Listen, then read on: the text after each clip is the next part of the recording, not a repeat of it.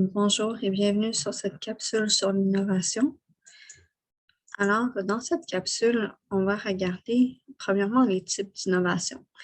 Puis ensuite, on va regarder les impacts de l'innovation sociale sur les autres sphères parce que souvent, on regarde l'innovation sociale, puis on veut observer directement, oui, les impacts sur la communauté parce que c'est vraiment là qui est le besoin, puis c'est l'objectif direct, mais en même temps, c'est important de regarder que les innovations sociales demeurent une inspiration sur d'autres sphères de la société.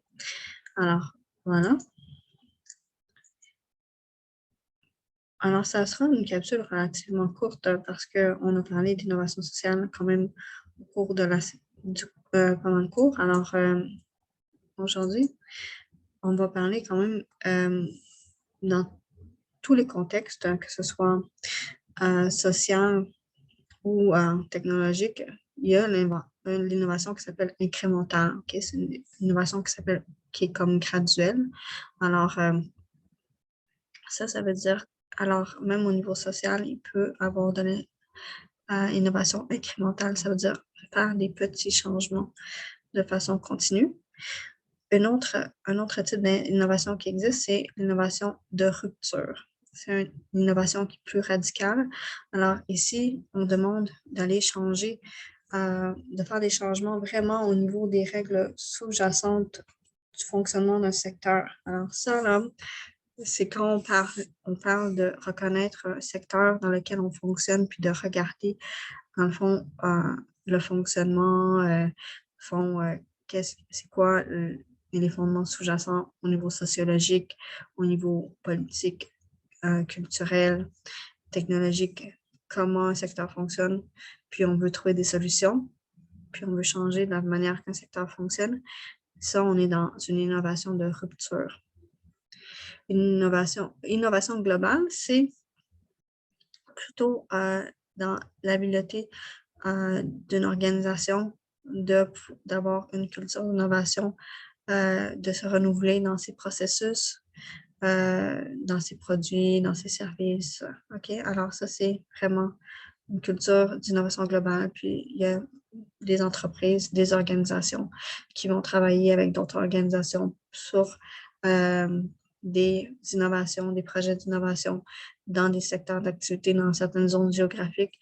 Puis une fois que ce projet-là a du succès, ils vont aller l'étendre dans d'autres régions du monde. Alors, l'autre type d'innovation qu'on parle, ben, c'est sûr, c'est l'innovation sociale, l'innovation visant à solutionner des enjeux sociaux, mais ça n'empêche pas que ça peut être possiblement une innovation de rupture si ça change dramatiquement la façon dont on fonctionne. Puis, ça change pas le fait qu'une innovation sociale pourrait être incrémentale. OK? Alors, il y a des transformations qui se font au niveau systémique, puis ça peut se faire de deux façons.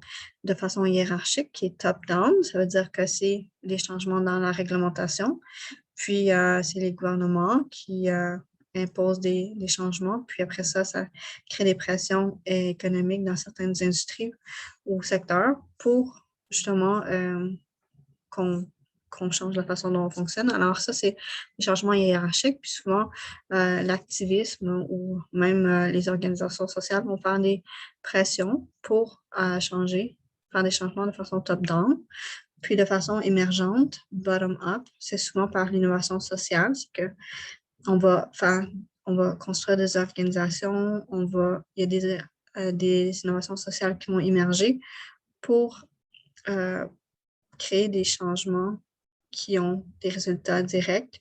Puis éventuellement, ces changements-là vont avoir des répercussions par l'aide d'isomorphisme, vont avoir des répercussions dans la communauté. Ça va se recopier. Puis éventuellement, ça ne veut pas dire qu'éventuellement, ces organisations-là ne vont pas générer une pression pour des changements de réglementation. OK? Alors, d'autres changements émergents, c'est les innovations de rupture. OK? Par exemple, la manière que l'économie de partage maintenant a bouleversé la façon dont on fonctionne.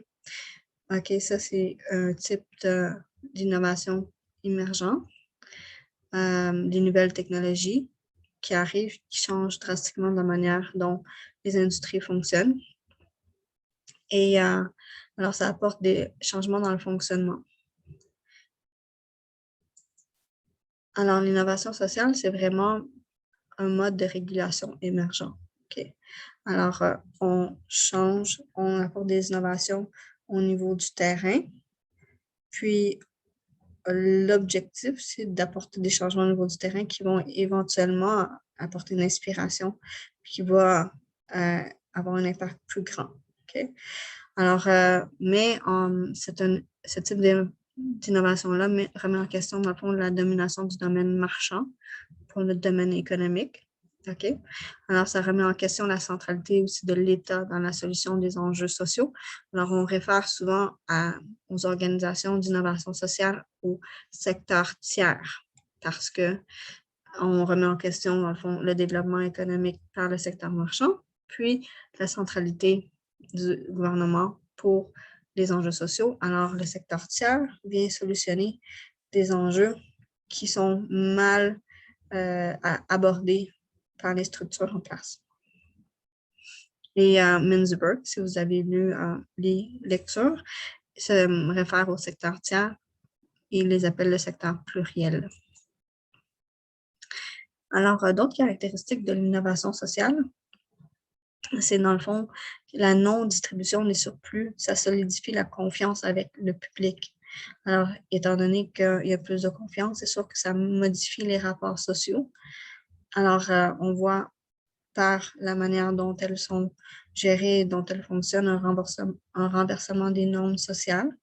Alors, c'est sûr, c'est pas seulement par rapport, dans le fond, aux enjeux économiques. Comme on l'a dit, il y a beaucoup d'organisations qui se focus sur les défenses des droits sociaux, l'intégration sociale, la création d'espaces démocratiques. Alors, plusieurs types d'enjeux. Mais ce qui est vraiment intéressant, c'est que l'innovation sociale, pendant qu'elle se focus ou met l'emphase sur les problèmes sociaux, elle transforme les modèles traditionnels d'organisation également. Okay? Parce qu'ils ont 3 grands principes. Puis ces principes-là viennent influencer la manière dont les entreprises traditionnelles vont fonctionner également. Okay? Les organisations sociales ont une logique d'émergence. Okay? Ça veut dire qu'ils vont prendre les problèmes dans leur globalité pour prendre des décisions. Alors, ils ont une approche plus systémique. Puis cette approche systémique-là est de plus en plus importante dans tout type d'organisation. Alors, prendre en considération vraiment l'ensemble des impacts organisationnels et environnementaux dans la prise de décision. OK? Ils ont un principe d'inclusion. OK? Alors, la place accordée aux parties prenantes diverses, très, très importante pour les organisations sociales. Et comme on l'a vu en gouvernance, dans les entreprises traditionnelles, on est parti d'un modèle beaucoup plus axé gouvernance. On maximise les profits de l'actionnaire. Puis là, maintenant, on est beaucoup plus dans un modèle il y a beaucoup plus de parties prenantes que les actionnaires. Il y a plein de parties prenantes intéressées. Alors, si on prend soin de l'ensemble de nos parties prenantes, l'entreprise peut fleurir ou performer beaucoup mieux. Okay? Alors, on intègre beaucoup plus la place des parties prenantes dans la performance des entreprises traditionnelles. Pas au même titre qu'une organisation sociale, mais il y a quand même une grande source d'inspiration. Alors, puis, ils ont un principe de coopération. OK? Alors, ils mobilisent des ressources, puis ils ont des approches collectives. Alors, ça se voit aussi de plus en plus en entreprise traditionnelle, un concept de co-petition pour dire qu'entre concurrents, ils vont aussi avoir une certaine forme de collaboration. Alors, ce modèle-là d'organisation sociale vient à un certain niveau transformer aussi les relations organisationnelles dans d'autres secteurs d'activité. Aussi, les organisations sociales et l'innovation sociale devient une inspiration en gestion de la complexité. Parce que les organisations traditionnelles sont très équipées en outils pour gérer la complexité. Ils surpassent les organisations sociales pour ce qui est des outils technologiques. Mais l'organisation sociale, pour ce qui est de la prise de décision, accepte la diversité. Dans une organisation traditionnelle, on essaie de simplifier pour prendre la décision. L'organisation sociale, au contraire, va accepter la diversité dans la prise de décision et va transiger beaucoup mieux avec l'ambivalence qu'une autre organisation.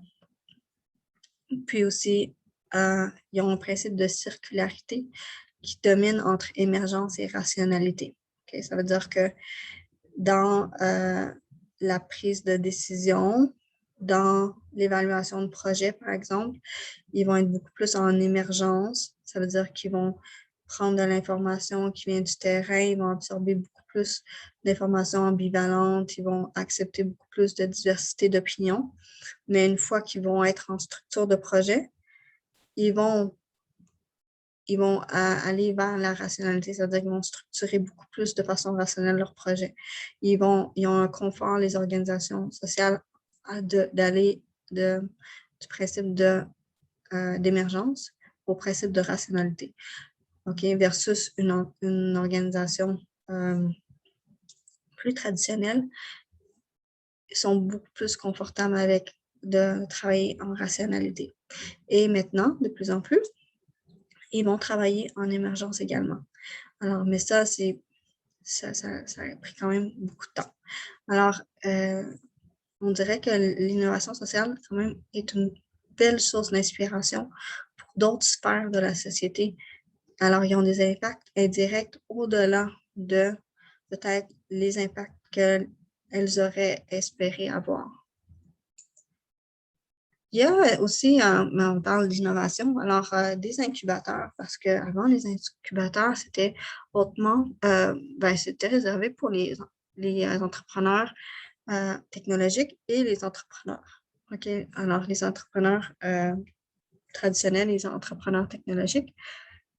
Et maintenant, il y a des incubateurs sociaux. Alors, par exemple, il y en a un en Outaouais, probablement que vous le connaissez déjà. Alors, c'est l'incubateur en économie sociale de l'Outaouais, qui est financé par la Caisse des Jardins. Puis, la Maison de l'innovation sociale a un incubateur civique aussi. Puis, en France, il y en a vraiment beaucoup. Alors, c'est très, très, très à la mode d'avoir des incubateurs sociaux. Il y en a un qui revient particulièrement, c'est Alter Incube. Je vous ai mis un lien, leshorizons.net, où vous pouvez voir la liste de 15 meilleurs incubateurs en France.